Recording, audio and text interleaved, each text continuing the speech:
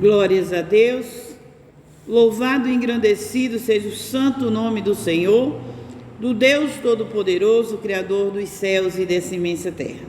Estou mais uma vez nessa casa de oração, chamada por Cristo Jesus, e eu me encontro no livro de Joel, o capítulo 2, o versículo 28, promessa de efusão do Espírito Santo.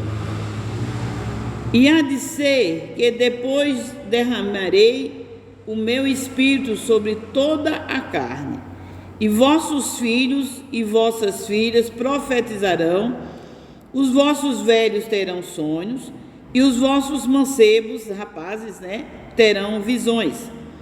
Também sobre os servos e sobre as servas, daqueles dias derramarei o meu Espírito. Naqueles dias derramarei o meu Espírito. Mostrarei prodígios no céu e na terra, sangue e fogo, colunas de fumo. O sol se converterá em trevas e a lua em sangue, antes que venha o grande e terrível dia do Senhor. E há de ser que todo aquele que invocar o nome do Senhor será salvo, porque no monte de Sião e em Jerusalém haverá livramento, assim como o Senhor tem dito, e nos restantes que o Senhor chamar. E nos restantes quem o Senhor chamar. Aqui é o Velho Testamento, o livro de Joel, Deus ali pelo profeta Joel, falando para o povo de Israel, que nos últimos dias ele derramaria do seu Espírito em toda a carne, toda a carne, todo ser humano, até nos servos e nas servas, naquele que nunca quis conhecer, até ele derramou. Então, ele prometeu que ia derramar sobre todos, sem exceção, porque naqueles tempos, os religiosos se sentiam o máximo, porque achavam que eram escolhidos de Deus, como eles eram mesmo, E eles se achando assim escolhidos de Deus, eles achavam que Deus era só deles. Mas Deus aqui prometeu que nos últimos dias ele derramaria do seu Espírito sobre toda a carne, servos e servas.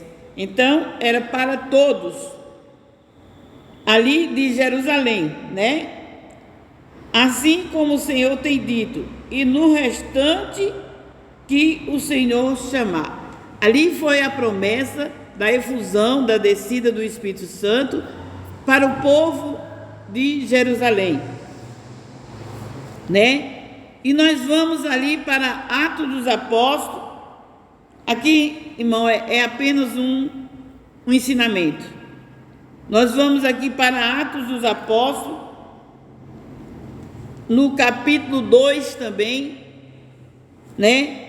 que diz a descida do Espírito Santo.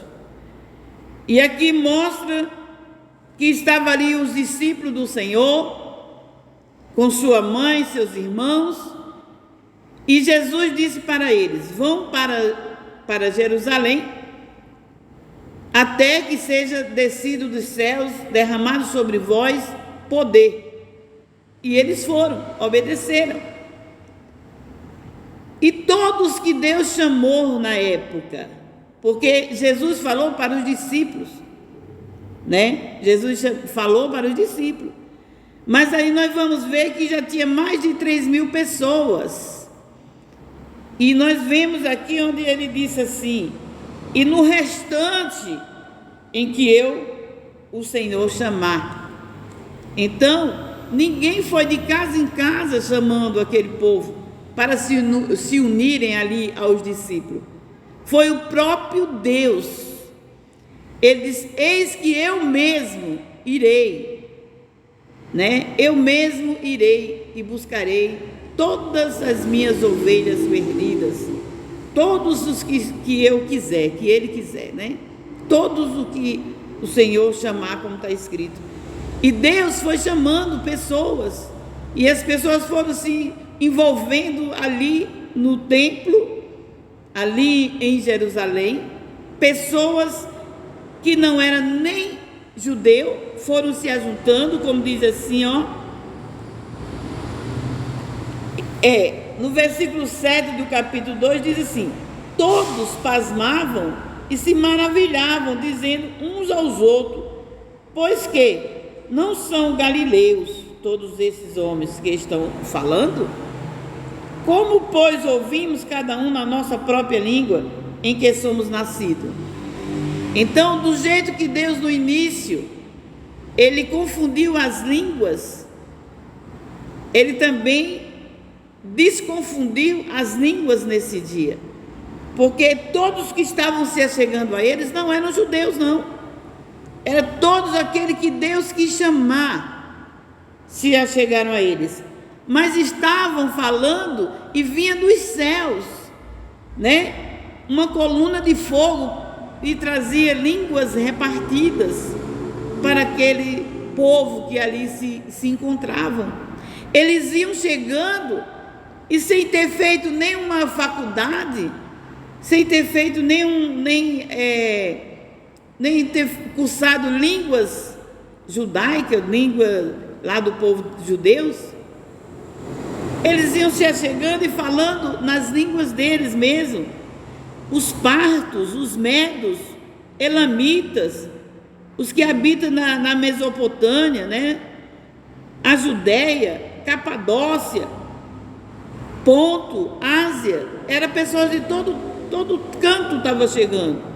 Em Frígia, em Panfilha, no Egito, partes da Líbia, junto a Cirene, e forasteiros romanos, tanto judeus como prosélitos, cretenses lá de Creta, árabes, todos temos ouvido em nossa própria língua falar das grandezas de Deus. Olha que maravilha foi quando os discípulos se juntaram após a morte de Jesus, após Jesus ter ressuscitado e vindo muitas vezes conversar com eles, né? E ele falou para os discípulos: vão para Jerusalém, para que de lá venha sobre vós poder.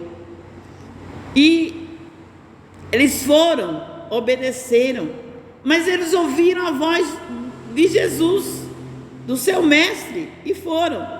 E esses da Frígia, da Panfilha, do Egito, da Líbia, de Cirene, dos romanos, os medos, né? Os elamitas, os da Mesopotâmia, os da Capadócia, da Judéia, né? Eles, não foi Jesus em carne e osso que foi dizer: vão para Jerusalém, vão para o templo se juntar com os discípulos. Não. Jesus falou com os discípulos, mas ele também disse: e nos restantes que eu, o Senhor, chamar. Esse povo foi o próprio Deus, o Criador de todas as coisas, que chamou para derramar sobre eles poder, para derramar sobre eles o Espírito Santo de Deus. E eis que eles falavam todos na língua judaica, né? Como os discípulos disseram: mas não são esses galileus? E todos esses homens estão falando, né? Como, pois, ouvimos cada um na nossa própria língua. Então Deus mudou a língua desse povo. Como no início ele confundiu as línguas, esse povo vieram, chamado pelo próprio Deus, e ali se juntaram aos discípulos e começaram a falar nas línguas dos discípulos. Olha que maravilha! Assim como Deus, ele tem o poder de mudar a língua. Já mudou 2 vezes aqui na Bíblia, está mostrando. Por que ele não muda hoje? Ele pode mudar a sua vida num piscar de olhos. Ele pode mudar essa língua que fala palavrões, que fala o que não deve, que fala mal das pessoas, que levanta falso testemunho. Ele pode hoje mudar essa língua e transformar essa língua, uma língua que vai falar só aquilo que Deus quer, só aquilo que agrada a Deus. Então Deus, ele chamou aquele povo e mudou as suas línguas de volta, e ali eles falaram todos juntos, né? Aí diz assim, tudo falar nas grandezas de Deus. No versículo 12 do capítulo 2 de Atos, diz: e todos se maravilhavam e estavam suspensos, dizendo uns para com os outros: que é isso dizer? E outros, zombando, diziam: estão cheios de monstro, quer dizer, de vinho, estão cheios de monstro. Hoje nós dizia cheio de pinga, né? Então, para os que não criam, para os que não entendiam, como hoje tem muitos que não querem entender ou não entendem, eu não sei, só Deus sabe. Pode dizer que nós somos bobos, tirar nós como nécios, tontos, falamos em língua estranha. Nós falamos sim, não é toda hora, todo momento, não é quando nós queremos, é quando verdadeiramente parece que Deus nos levanta. Não sei se é o céu que baixa ou nós que subimos, e ali falamos sim em línguas, as línguas deles lá, porque eu nem sei o que é. Então, muitos zombavam, e hoje estão zombando de nós, os crentes. E eu digo para você, não zombe não, porque do jeito que Deus fez no passado, Ele faz no presente, e Ele faz no futuro, porque Ele é Deus, e Ele nunca vai mudar. Ele pode todas as coisas, Ele pode todas as coisas. Ele que fez tudo em todos. Ele fez uma criança, um animal no ventre da mãe. No ventre da mãe Ele fez. Como é que pode ser gerado um osso no ventre de uma grávida, como diz lá em Provérbios? Se nós não sabemos como é gerado um osso no ventre de uma grávida, né? Como nós devemos ir contra Deus, o Criador de todas as coisas? Medite nisso. Deus pode mudar não só a sua língua hoje, não só as suas palavras hoje. Deus pode fazer hoje mudança de vida em cada um daqueles que quiserem e que clamarem. Ele diz: clame a mim que eu responder-te-ei, mostrarei coisas grandes e firmes que ainda não sabe. Então clamemos a Deus por mudança de vida, mudança de atitude, mudança de palavras, mudança de vida em geral. Amém? E assim eu me despeço com a paz de Deus, que excede todo o entendimento humano.